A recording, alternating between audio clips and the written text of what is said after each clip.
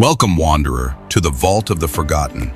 Tonight we crack open the hidden doors of history to uncover the decadent, scandalous, and surprisingly philosophical world of ancient Greek parties. You might think of Greece and imagine white marble temples, stoic philosophers, and heroic warriors. But in the smoky torchlight of an Athenian symposium, things were very different.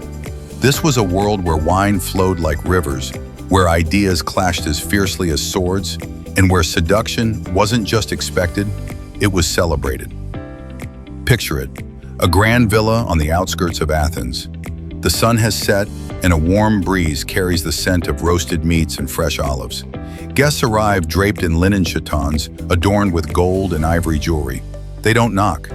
They're welcomed in, and each is purified, their feet washed, their hands anointed with perfumed oils. The guests recline on richly decorated couches in a semicircle. A slave carefully pours wine into an ornate crater, a massive mixing bowl. They don't drink it pure. Wine is sacred, powerful, and must be diluted with water to honor Dionysus without losing all control. The host raises his cup to Dionysus, Lord of the Vine. May he grant us joy, wisdom, and abandon. They all drink. The symposium has begun. At first, the evening is calm, intellectual.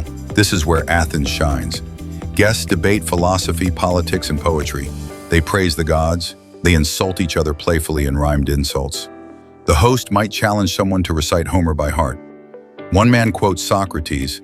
Another argues for the pleasures of the flesh over the pursuits of the mind. Laughter rings out. This wasn't drunken stupidity. It was competitive conversation. As the wine loosens tongues and inhibitions, the mood changes. The doors open. In come the Hetairai, highly educated courtesans. These women aren't common prostitutes. They're trained in music, poetry, conversation, but they also know how to dance. They begin their slow, hypnotic movements. Silk veils swirl, anklets chime. The guests stare, enchanted. They sing songs of love and loss. Their eyes lock with the guests, promising pleasures beyond wine.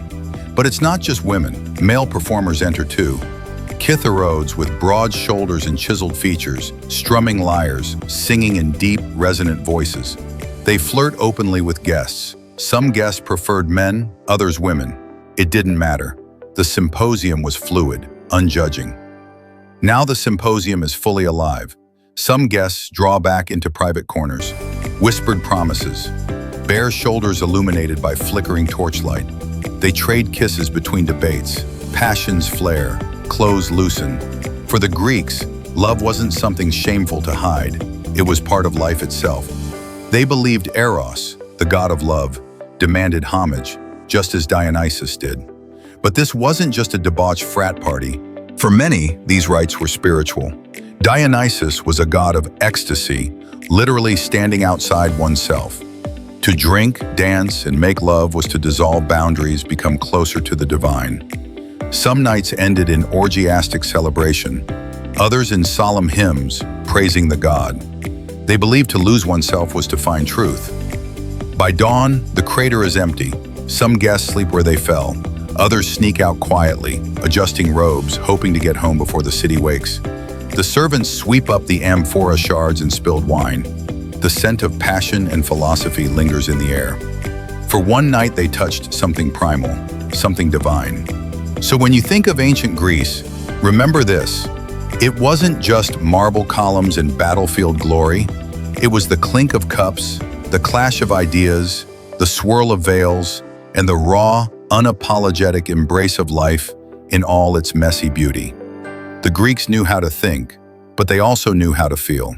Raise your cup to them tonight.